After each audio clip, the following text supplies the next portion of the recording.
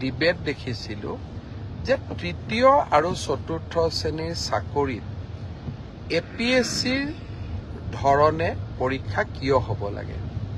দৰাচলতে আসল কথাটো হ'ল যে আমি এপিএছচিৰ ষ্টেণ্ডাৰ্ডৰ প্ৰশ্ন কাটিব খোজা নাই। এপিএছচিৰ ধৰণৰ পৰীক্ষা তাৰমানে প্ৰথম প্ৰিলিমছ হ'ব, তাৰ পিছত মেইনছ হ'ব আৰু তাৰ পিছত আমাৰ ভাইবা হ'ব। কিন্তু পৰীক্ষাৰ প্ৰশ্নৰ ষ্টেণ্ডাৰ্ড চতুৰ্থ শ্ৰেণীৰ কাৰণে এপিএছচিৰ দৰে নহয়। পৰীক্ষাৰ প্ৰশ্নৰ ষ্টেণ্ডাৰ্ড মেট্ৰিকৰ দৰে হ'ব, হায়াৰ ছেকেণ্ডেৰীৰ দৰে হ'ব।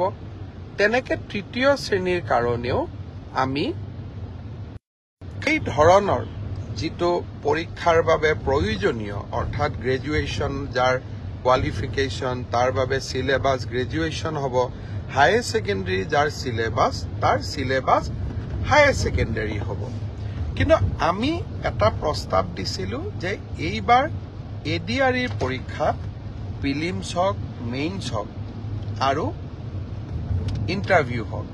কিয় কৈছিলোঁ আপোনালোকে জানি আচৰিত হ'ব যে ৭,০০০ পোষ্টৰ ভিতৰত এটা পোষ্ট আছে যাৰ কোৱালিফিকেশ্যন হায়াৰ ছেকেণ্ডাৰী আৰু সেই শিতানত ৩,৭০০ পোষ্ট আছে।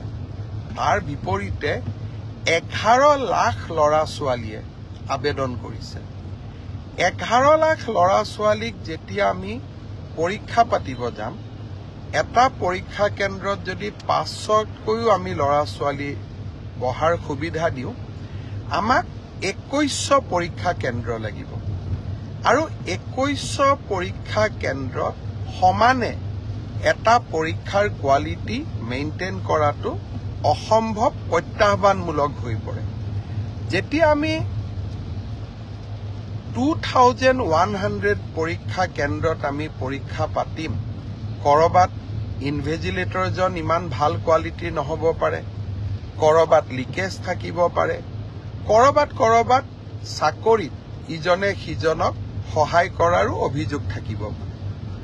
যদি আমি প্ৰিলিমছত এই অভাৱ বা অভিযোগ যিসমূহ থাকিসমূহৰ পৰা আমি যেতিয়া প্ৰিলিমছৰ পৰীক্ষাৰ ফলাফল দিম, প্ৰিলিমছত ১ লাখ ল'ৰা ছোৱালীয়ে পাছ কৰিব আৰু ১ লাখ ল'ৰা ছোৱালীক আমি যেতিয়া মেইনছ পৰীক্ষা পাতিম, তেতিয়া তাত পৰীক্ষাৰ কোৱালিটিটো আমি খুব সূক্ষ্মভাৱে মেইনটেইন কৰিব পাৰিম। অৰ্থাৎ শেষলৈ গৈ যোনে চাকৰি পাব, তাত কোনো ধৰণে কোনো কেণ্ডিডেটে কম্প্ৰমাইজ কৰি চাকৰি পোৱাৰ সুবিধা নাথাকে। সেইকাৰণে ইউপিএছচিৰ পৰীক্ষাই হওক, এপিএছচিৰ পৰীক্ষাই হওক, তিনিটা তৰপত পৰীক্ষা পাতে। পৰীক্ষাৰ প্ৰশ্ন কাকতবোৰ এপিএছচি ইউপিএছচিৰ দৰে নহয়। দুজন মানে কৈ আছে চতুৰ্থ শ্ৰেণীৰ কাৰণে এপিএছচিৰ দৰে পৰীক্ষা কিয় হ'ব লাগে। চতুৰ্থ শ্ৰেণীৰ ইণ্টাৰভিউত এপিআৰজনে ক্লাছ 10ৰ ষ্টেণ্ডাৰ্ডে পৰীক্ষাৰ প্ৰশ্নৰ উত্তৰ দিব। কিন্তু প্ৰিলিমছ আৰু মেইনছৰ মাজেদি যেতিয়া সৰকি আহিব, তেতিয়া চাকৰি যোগ্যজনে পাব। মোৰ এটাই লক্ষ্য আছিলে যে চাকৰি যাতে যোগ্যজনক বাদ দি আন কোনোৱেও নাপায়। কাৰণ চৰকাৰী চাকৰি যোগ্যতাৰ আধাৰত হ'লে আমাৰ ছাত্ৰ ছাত্ৰীসকলৰ শিক্ষা ব্যৱস্থাৰ ওপৰত আস্থা উভতি আহে। যোৱাবাৰ আমাৰ এটা পৰীক্ষাত কেণ্ডিডেট আছিল ৬ লাখ। এইবাৰ এটা পৰীক্ষাত হ'ব আমাৰ কেণ্ডিডেট ১১ লাখ। প্ৰিলিমছ মেইনছৰ মাজেদি আমি আহিলে আমাৰ বহুখিনি চেক এণ্ড বেলেঞ্চ আমি কৰিব পাৰিলোহেঁতেন। কিন্তু যি নহওক, মই বিশ্বাস কৰোঁ যে চৰকাৰৰ সিদ্ধান্ত যিমান হওক আমি বিতৰ্কৰ ঊৰ্ধত ৰাখিব লাগে। দুই এজন ৰাজনৈতিক দলেই হওক বা আমাক বেয়া পোৱা দুই এজন ব্যক্তিয়ে হওক, চৰকাৰৰ প্ৰতিটো কথাতে তেওঁলোকে বিতৰ্ক হোৱাটো বিচাৰে। আৰু বিতৰ্কৰ পৰা তেওঁলোকৰ যে কিবা লাভ হয় এনেকুৱা নহয়। যেন বিতৰ্ক কৰি চৰকাৰখনৰ ভাল প্ৰচেষ্টাসমূহকো তেওঁলোকে যাতে কৰবাত নিগেটিভিটিলৈকে ৰূপান্তৰ কৰিব পাৰে। সেইবাবে ময়ো সাৱধানে থাকিব খুজিছোঁ। এইবাৰ আমি প্ৰিলিমিনাৰী পৰীক্ষা নাপাতো। মেইনছ আৰু ভাইভা ভচিৰ মাজেদিয়ে আমি পৰীক্ষাৰ ৰিজাল্ট দিম। অৱশ্যে 11 লাখ ছাত্ৰ ছাত্ৰীয়ে যেতিয়া 2100 পৰীক্ষা কেন্দ্ৰত পৰীক্ষা দিব, ই এটা ভীষণ প্ৰত্যাহ্বানমূলক হ'ব। কেনেকৈ পৰীক্ষা পাতিব পাৰিম, 2100 স্কুল কলেজ, ই এটা ডাঙৰ প্ৰত্যাহ্বান হ'ব। চৰকাৰী বিষয়াসকলে এই বিষয়ে আলাপ আলোচনা আৰম্ভ কৰিছে। ৰাইজৰো সহযোগিতা লাগিব। কি ধৰণে পৰীক্ষাটো বিতৰ্কৰ ওপৰত ৰাখিবৰ কাৰণে ৰাইজৰো আমি সহায় ল'ব পাৰোঁ, তাৰ বিষয়ে আমি চিন্তা চৰ্চা কৰিছোঁ। সময়ত আমি আপোনালোকক কম। 3 অক্টোবৰৰ পৰা পুলিচৰ ইণ্টাৰভিউ আৰম্ভ হ'ব। তাত এনেকুৱা কোনো অসুবিধা নাই। যোৱাবাৰ যেনেকৈ নিযুক্তি হৈছিল এইবাৰো হ'ব।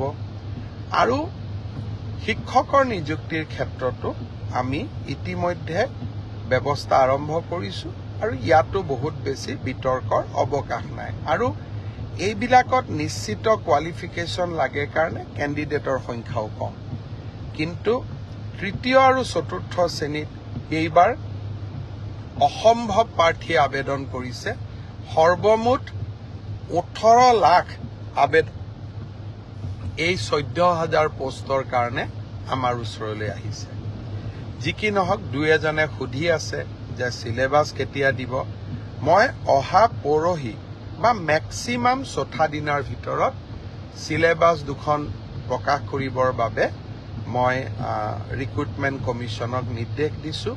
আৰু মই ভাবোঁ যে ইয়াৰ পিছত এই পৰীক্ষা সম্পৰ্কীয় আপোনালোকে যি কথা বুজিব খোজে, জানিব খোজে, ইয়াৰ পিছত ৰিক্ৰুটমেণ্ট কমিশ্যনে আপোনালোকক জনাই থাকিব।